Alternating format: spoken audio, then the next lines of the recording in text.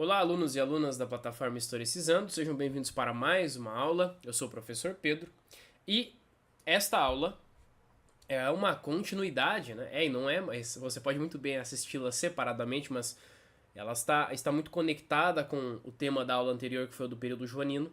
E naquela aula eu disse que o período joanino era, em diversos aspectos, um período intermediário, ou que pelo menos preparou e foi a gênese do processo de independência do Brasil.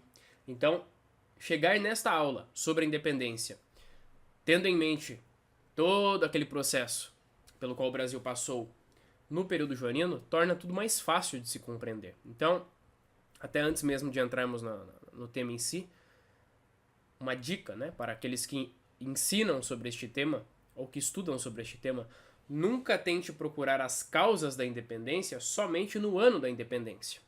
Dificilmente isso vai ser proveitoso, dificilmente vai gerar algum resultado satisfatório, porque ele vai acabar limitando muito a compreensão daquilo que deve ser observado o tempo inteiro como um todo. Então, o processo de independência do Brasil precisa ser observado lá em 1808, quando Dom João e a família real portuguesa chegaram no Brasil. Mas, entrando já no primeiro slide, vejam, vai o pai e fica o filho. Quando Dom João VI retornou a Portugal após a Revolução do Porto, seus poderes estavam limitados. Para trás deixou seu filho e herdeiro como regente do Brasil. Dom Pedro tinha apenas 23 anos e iria enfrentar uma série de eventos complexos.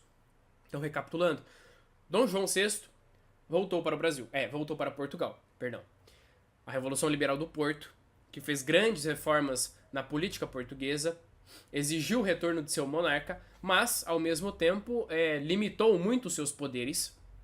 Então, surgiu uma espécie de monarquia parlamentarista em Portugal naquele momento, onde os poderes do rei já não eram mais absolutos. E ficou aqui o herdeiro, Dom Pedro, como regente, como um administrador do Brasil, em nome de Dom João VI.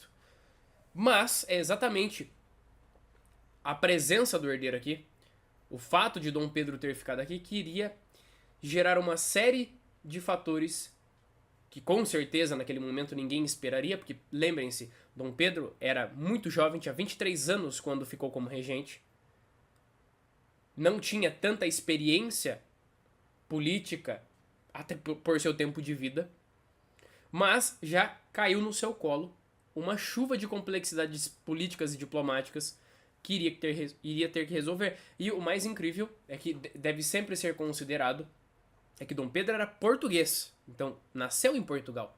Com certeza tinha aquele carinho que boa parte das pessoas possuem por sua própria nação, por seu berço. Então, todos esses fatores é muito interessante colocarmos na conta quando vamos ensinar sobre um tema desse, para mostrar a complexidade, para mostrar o lado humano dos eventos, não só enxergar a história como um aglomerado de fatos que parecem não ter vida. Não, existia ali vida e existia complexidades humanas. Então, vai Dom João, fica Dom Pedro. Dom João agora, alguns historiadores até dizem, refém das cortes portuguesas. E é exatamente essa pressão das cortes portuguesas que iria transformar tudo. Então, economicamente e politicamente, o Brasil estava em uma situação delicada. Quando voltou para Portugal, Dom João esvaziou os cofres brasileiros. Se tratando da política, o país estava dividido. Parte apoiava Portugal e parte desejava a independência. Isso é muito importante. Quando Dom João fugiu de Napoleão na Europa em final de 1807, começo de 1808, ele fez a mesma coisa. Ele rapou, esvaziou os cofres de Portugal quando veio para cá. E quando voltou para lá, fez a mesma coisa. Esvaziou os cofres, levou as riquezas de Portugal, do Brasil no caso, para Portugal e deixou seu filho em uma situação muito delicada. Então, não bastava o país politicamente estar completamente instável, economicamente agora também estava, porque os fundos, o tesouro da coroa havia sido completamente esvaziado pelo próprio pai. Então, Dom Pedro tinha que lidar com isso, e algo que é sempre importante frisar é que o Brasil não estava completamente centrado, não estava caminhando para o mesmo objetivo. Existia uma polarização muito grande entre as diversas províncias brasileiras. Então, o apoio de Dom Pedro, vamos ver, vinha da região centro-oeste. Então você tinha Minas, você tinha Rio, tinha São Paulo apoiando, mas quando fôssemos para a Bahia, por exemplo, ou para outras regiões mais para o norte e nordeste do país, o apoio já era para o lado português. Então, não era uma situação nada fácil. Dom Pedro teve que navegar, né, por falta de palavra melhor, em um caos político e financeiro. E tudo isso com 23 anos e recém-empossado de poder. Então, aqui é pintando realmente o contexto, né? Vamos desenhando o contexto histórico no qual estava Dom Pedro. E o Brasil ainda era colônia. Aliás, perdão, né? O Brasil era reino desde 1815. Mas acontece que na visão das cortes portuguesas que agora estavam colocando as cartas na mesa, ditando o ritmo do jogo, o Brasil ainda era colônia na visão deles. E é exatamente isso que vai gerar uma série de atritos e de disputas. Então, a pressão das cortes portuguesas. Desde 1815, o Brasil foi elevado ao status de reino com Portugal e Algarves. Tirando este fator, devemos nos lembrar que o país passou por grandes transformações durante o período joanino. As cortes portuguesas, que já haviam limitado o poder de Dom João, desejavam agora limitar o crescimento e a autonomia do Brasil. Essencialmente, o país deveria voltar a ser uma mera colônia. Aqui resgatem aquilo que eu disse na aula anterior. A partir do momento, em 1815, que o Brasil se tornou reino junto com Portugal e Algarves, este foi um processo, essa foi uma ação que não poderia ser desfeita. E não foi. Foi uma ação decisiva para a história do Brasil. E as cortes portuguesas entendiam isso. Entendiam que o Brasil é levado a reino para os interesses de Portugal, nós que estamos lá na Europa, para os nossos interesses, isso é terrível. Então, é exatamente neste momento que as cortes que estão ali redesenhando, reestruturando um Portugal que está se levantando depois do período napoleônico, da ausência de seu monarca por anos e anos, é neste momento que vão começar a enxergar, então, o fato do Brasil ser um reino, o fato do Brasil ter se transformado em poucos anos, o fato do Brasil ter acordos comerciais com a Inglaterra, vão começar a enxergar isso como um impedimento para a continuação de um projeto de colonização do Brasil por parte das cortes portuguesas. E é exatamente neste momento que vão encontrar na figura de Dom Pedro, o príncipe regente, uma verdadeira parede para os seus interesses no Brasil. E claro, isso não acontece da noite para o dia. Então, o que as cortes vão exigir? E o que vai gerar um cenário de muita animosidade no Brasil? A criação de governos provinciais subordinados às cortes e a exigência do retorno de Dom Pedro eventualmente. E foi essa exigência que acendeu o pavio de independência, da independência. Então o que acontece, né? As cortes portuguesas iriam criar vários governos provinciais, municipais, e colocar autoridades ali portuguesas, que atendiam aos seus interesses. Só que essa atitude, essa ação, obviamente iria minar completamente a autonomia brasileira. Então, para se atingir a independência, é preciso autonomia. É preciso livre escolha nas decisões políticas, econômicas, sociais do país. Coisa que as exigências das cortes iriam na contramão. Mas como lidar com isso? O Brasil era reino? Era, mas independente ainda não era. Não é uma palavra que poderia ser aplicada mesmo com tudo isso. Então isso é até interessante, né? Talvez gere alguma complexidade na compreensão das pessoas que não entendem o tema. Sim, em 1815 o Brasil foi elevado a reino, mas era reino Brasil, Portugal e Algarves, né? Ou melhor, Portugal, Brasil e Algarves. Então não era independente. Era reino junto com Portugal. Então, o nosso país e os seus administradores aqui não tomavam suas decisões livremente, não podiam fazer o que bem entendiam. E o fato das cortes portuguesas agora quererem reverter completamente o cenário, voltando o Brasil talvez para aquilo, eu não quero parecer anacrônico, mas querendo voltar à situação política do Brasil para 100 anos antes da chegada de Dom João, basicamente, isso fez com que muitas pessoas influentes tomassem para si a ideia da independência, abraçassem essa ideia e iriam fazer de tudo para que ela se tornasse realidade. Na figura de quem? De Dom Pedro. Então, vejam que complexidade de cenário. E aí, entramos em uma figura extremamente fundamental, José Bonifácio. E eu coloquei aqui José Bonifácio, a maçonaria e o fico. Leiam este trecho. Vossa Alteza Real deve ficar no Brasil, quaisquer que sejam os protestos das cortes constituintes, não só para o nosso bem-estar, mas até para a independência e prosperidade futura de Portugal. Essas palavras de José Bonifácio, aquele que é considerado o patrono da independência brasileira, é claro, elas possuem um cunho de eu preciso convencer Dom Pedro de defender os interesses do Brasil, mas vemos ali uma intenção clara de que o Brasil precisa ser independente. E José Bonifácio entendeu que precisava ser independente com a figura de Dom Pedro I no poder. Não existia ainda neste momento, não precisamos de Dom Pedro, vamos fazer uma república, ou vamos imitar o que Portugal está fazendo e limitar os poderes do rei. Não. Ele sabia que precisava da influência e da atitude e ação de Dom Pedro para que a independência pudesse se tornar realidade. É claro, futuramente, na aula do Primeiro Reinado, por exemplo, iremos falar sobre como o poder moderador, o poder político do imperador foi moldado, foi cunhado. Mas naquele momento, José Bonifácio entendia que precisava, e não só José Bonifácio, toda a maçonaria do Brasil. Então, o processo de independência do Brasil aconteceu com uma influência gigantesca da maçonaria. O próprio Dom Pedro, eventualmente, seria membro, tendo o nome de Guatimozin. José Bonifácio era o líder máximo da maçonaria no Brasil por muito tempo. Então, as lojas maçônicas, com suas reuniões, com suas figuras influentes, com sua influência na mídia, na política, em governos municipais e estaduais, eles foram fundamentais para gerar o cenário ideal para que a independência acontecesse. Então, se você for ler um livro sobre a independência do Brasil e se deparar com essa influência da maçonaria, não se espante, não se trata de conspiração ou algo do tipo. Era algo muito escancarado até na política brasileira. E eventualmente, vamos ver isso lá no Segundo Reinado, lá no final do Segundo Reinado, a própria maçonaria esteve no centro de muitas polêmicas na história política da monarquia. Então, ela estava ali desde o começo e José Bonifácio era uma de suas figuras de maior influência.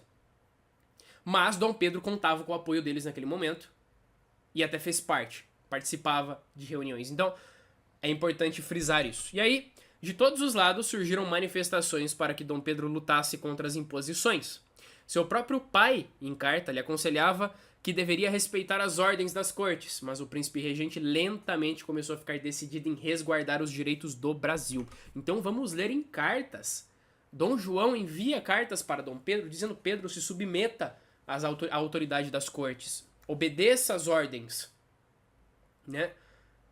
E Dom Pedro, já naquele contexto, não só desafia o próprio pai, que era o monarca, como desafia também as cortes de Portugal. E ele diz que está decidido, ou vai ficar decidido, porque Dom Pedro, preciso abrir um parênteses aqui, né? Não pensem que foi decisão fácil de ser tomada. Por que eu disse no começo da aula? Lembrem-se que Dom Pedro nasceu em Portugal. Então o fato dele começar a defender os direitos do Brasil representa uma complexidade em decisões pessoais muito grande. Então, inicialmente, ele ficou muito submisso. Porque, desde o começo, as cortes começam a exigir o seu retorno, dizendo: Pedro, retorne para Portugal para terminar os seus estudos. Mas, é claro, ele também não era tolo ao ponto de achar que não existia um plano por trás daquilo. Então, ele estava por muito tempo indeciso, mas a partir do momento que abraça a ideia, aí sim vemos uma figura que já não parece mais um jovem inexperiente, mas alguém que sabe o que está fazendo. Então, em carta, diz ao próprio pai que não, eu vou defender os direitos do Brasil contra os abusos das cortes de Portugal. Porque as exigências que estão sendo feitas acabam completamente com a autonomia e com a identidade, não a identidade brasileira, mas com as características daquilo que estava surgindo naquele momento. Então, Dom Pedro começa a passar para o lado do Brasil nessa balança, o que é muito interessante. E essas pressões ocorrem de todos os lados. Ocorre de Minas Gerais, ocorre de Portugal, ocorre no Rio de Janeiro, das lojas maçônicas, de sua própria esposa, de seu conselheiro José Bonifácio, mas lá de fora vem pressão dizendo: não faça isso. Ou sabe também que lá para cima do próprio Brasil não querem independência, estão do lado das cortes portuguesas. Então é um cenário muito instável, uma instabilidade muito grande. Mas a decisão será sua. Veja o que Leopoldina diz. Ele está mais disposto para os brasileiros do que esperava. Mas é necessário que algumas pessoas influam mais, pois não está tão positivamente decidido quanto eu desejaria. As palavras de sua esposa, que devia olhar para o marido e ver a indecisão, ver que queria ajudar o Brasil, mas ainda precisava de um empurrãozinho, precisava de algo mais. A figura de José Bonifácio, neste cenário todo, ela tem esse caráter de empurrar Dom Pedro para o ponto que precisava ser empurrado. Então, por isso, muitos... Não só por isso, porque até nas elaborações políticas da independência, do projeto de independência, Bonifácio foi muito ativo, junto com seu irmão, mas ele foi fundamental para que Dom Pedro entrasse no caminho da independência, fugindo desse cenário de indecisão que sua própria esposa acusava em carta. E Leopoldina também vai ter uma influência gigantesca no processo de independência em justamente apontar o caminho para seu marido. Mostrar que as exigências que estavam vindo de Portugal eram autoritárias. Não queriam o melhor para o Brasil. Muito pelo contrário, o colocariam em seus joelhos, sob joelhos, né, de joelhos no chão, perante Portugal mais uma vez. Então, isso é muito interessante. E, eventualmente, é claro, com influência das lojas maçônicas, o povo vai começar... O povo, quando eu digo, não acha que é o Brasil inteiro. De novo, o Brasil não estava unificado. Mas o povo do Rio, de São Paulo e de Minas, aqueles que apoiavam a figura de Dom Pedro e da independência do Brasil, porque as ideias já estavam sendo sussurradas, né, por todos os cantos neste cenário. Então, em jornais, em reuniões, nas ruas, começava-se a falar sobre independência. E o povo em carta começa a exigir que Dom Pedro não obedeça à corte, não volte para Portugal, fique no Brasil e defenda os interesses brasileiros. Começam a fazer essa pressão. E aí, finalmente, em 9 de janeiro de 1822, o regente anuncia: diga ao povo que fico. Então, 9 de janeiro de 1822, o dia do fico, ele acaba sendo até meio que superado por outras coisas do processo de independência, mas ele é fundamental, né? Aqui, por que eu coloquei a citação da Leopoldina logo acima, mostrando a indecisão de Dom Pedro, para mostrar que o dia do fico acaba com essa indecisão. Ali ele bateu o pé e falou: agora, diga ao povo brasileiro que fico. E a partir do momento que fez isso, existiam tropas portuguesas, né, do Aviles, estacionadas no Rio de Janeiro. Dom Pedro já foi tomar uma ação contra elas. Então, assim, na história nada acontece da noite pro dia em passe de mágica, mas a partir do dia do fico, as coisas acontecem em um ritmo muito rápido. Os eventos na história brasileira começam a se desenvolver rapidamente. Então o dia do fico representa este grande momento onde Dom Pedro, nascido em Portugal, né, herdeiro do trono português, decide romper com a autoridade portuguesa e defender os interesses da política e da autonomia brasileira. Ainda não era independência, mas estava muito próximo disso, já no começo do ano que seria anunciada a independência. E aí, um caminho sem volta. Imediatamente, a decisão de Dom Pedro foi encarada no Brasil e em Portugal como um sinal de mudança. Para os brasileiros, significava que a nação rumava para a independência. Para os portugueses, queriam perder a sua colônia. Então, isso é fundamental. Imagine a reação do dia do fico. Porque quando eu dia do fico, quer dizer que a ação de Dom Pedro também foi escrita formalmente, né? Imagine a reação lá em Portugal. Porque agora entenderam que Dom Pedro estava se revoltando completamente contra as exigências de Portugal. Isso significava que Portugal iria perder a sua maior colônia, uma do tamanho, uma colônia continental, e a sua fonte de riquezas. Porque neste contexto, o acordo Brasil e Inglaterra estava beneficiando o Brasil, Portugal estava começando a se reconstruir depois do período napoleônico.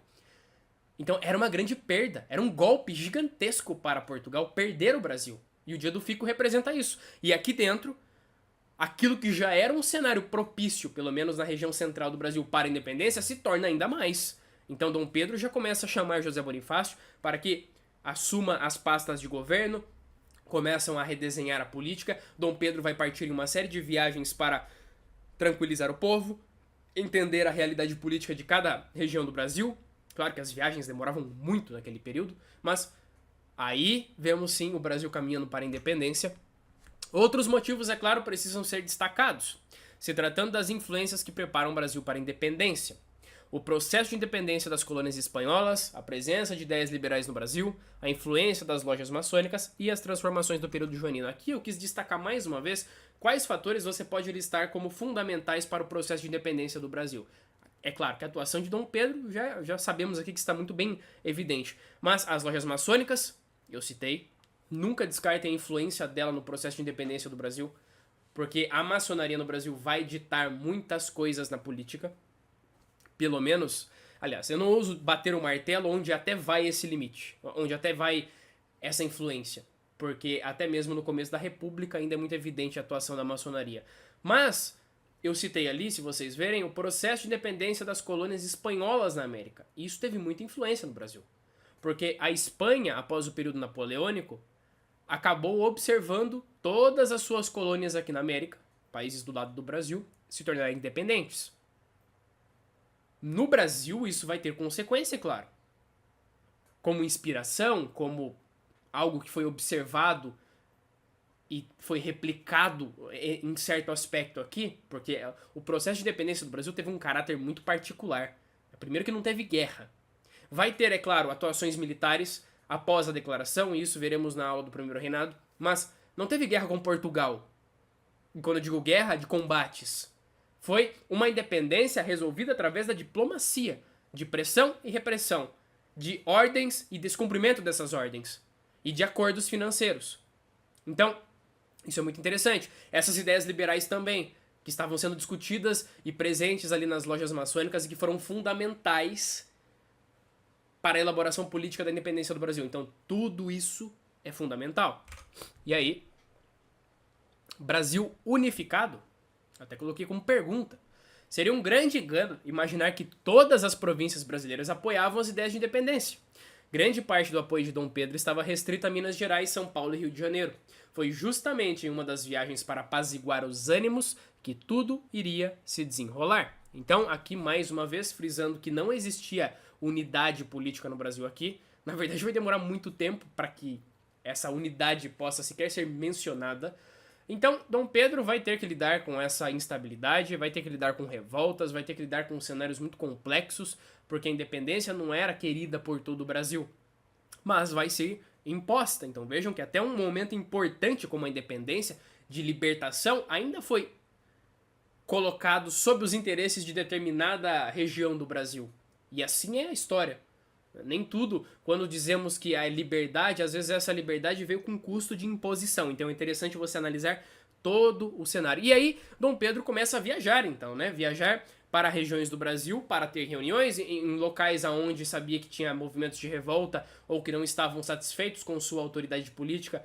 Foi lá para apaziguar e vai ser em uma dessas viagens que o processo de independência vai ser realmente declarado, né? Aliás, a independência será declarada. Já carregando o título de defensor perpétuo do Brasil, que foi a maçonaria que ele concedeu, Dom Pedro viajou para São Paulo, convidado pela Câmara Municipal. Ainda em viagem, quando estava próximo do rio Ipiranga, emissários do Rio de Janeiro lhe encontraram com cartas decisivas. E aí já podemos ir para o próximo slide. O Brasil independente. Os emissários lhe entregaram os últimos decretos das Cortes de Lisboa. O regente seria reduzido ao cargo de simples governador. E junto com esse decreto estavam cartas de Leopoldino e José Bonifácio. Antes de eu ler a carta, mais exigências chegaram de Portugal durante essa viagem de Dom Pedro. Então, mais um navio com mais uma carta. Dessa vez, pegando a figura do príncipe regente de Portugal e o reduzindo a nada, praticamente. A um simples governador. E faziam isso, é claro, com uma atitude extremamente negativa e ácida, porque não estavam satisfeitos com a revolta de Dom Pedro I. Então, só que isso vai ser demais, porque neste momento estamos falando de Dom Pedro que já tinha abraçado a da independência, né? Já tinha abraçado a construção de uma política de um Brasil independente e estava viajando fazendo exatamente isso. E aí, as cortes de Portugal, tratam a sua figura agora como uma mera criança. E isso lhe gera uma revolta. Sabemos que Dom Pedro era de um caráter, ou aliás, de uma personalidade extremamente colérica, então reage àquilo.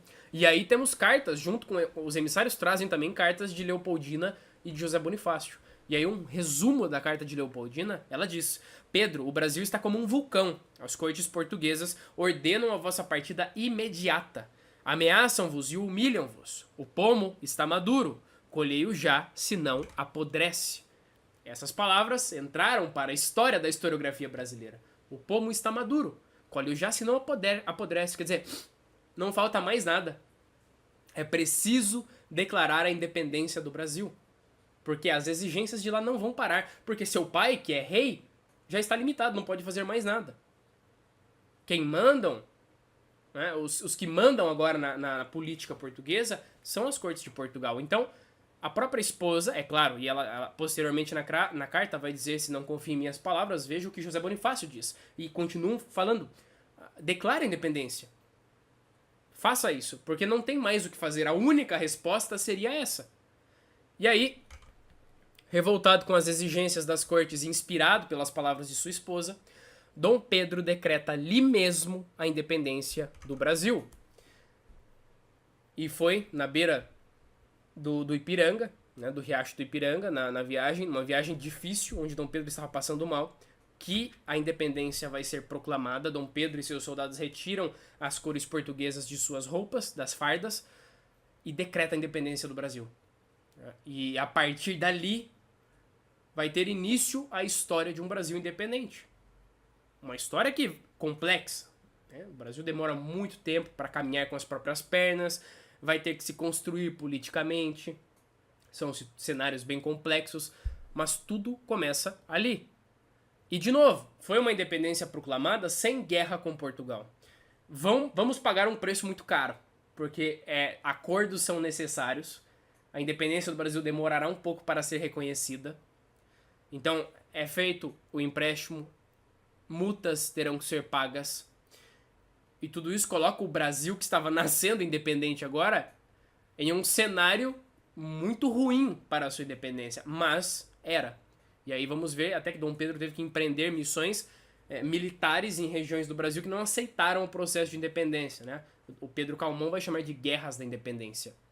Então, ao mesmo tempo que eu tô falando aqui pra vocês que não teve guerra com Portugal, eu não posso dizer que o processo de independência foi totalmente pacífico, porque o próprio Pedro Calmon coloca guerras da independência, dizendo, quer dizer, missões militares tiveram de ser empreendidas em solo brasileiro para que a independência fosse consolidada de fato. E aí lemos na conclusão: em 12 de outubro de 1822, Dom Pedro foi aclamado como primeiro imperador do Brasil. A partir desse momento começava o primeiro reinado do Brasil, um período que iria caracterizar grandes transformações de uma nova nação independente na América. E aqui, é claro, vamos encerrar este tema e não vamos entrar no primeiro reinado já, porque eu quero trabalhar este tema separadamente. Então, foi declarada a independência. Ótimo. Mas agora era preciso uma Constituição. Agora era preciso saber para onde iria o Brasil, qual caminho iria tomar, né? Quais políticas, qual era o papel do imperador. E sabemos que Dom Pedro vai ter que abandonar o Brasil pouquíssimos anos depois de ser proclamado imperador. Sabemos que vamos ter um período regencial, onde o Brasil nem imperador tem, enquanto Dom Pedro é menor. Dom Pedro II é de menor. Então, vemos que tudo começou lá em 1808, quando Dom João chegou aqui. E vai culminar em 1822, onde o Brasil se torna independente. Então, mais uma vez frisando aquilo que a história não pode ser explicada em um fato único. O próprio Mark Bloch nos ensina isso, quando critica o ídolo das origens, né? Aquela ânsia de encontrar um fato que explique tudo. É muito difícil. Se eu falar que a independência começa no dia do fico, eu estou pulando uma série de fatores que trouxeram até aquele contexto. Se eu falar que ela começa só na chegada de Dom João aqui, eu estou errado. Por isso que eu falei de quando Dom João fugiu para cá, para mostrar qual era o cenário na Europa. Então, são ideias que viemos construindo até aqui, desde quando falamos da chegada dos portugueses no Brasil. Então, é preciso observar o todo, a totalidade da história, para que possamos compreender tudo. É isso aí, espero que vocês tenham gostado dessa aula e espero vocês na próxima.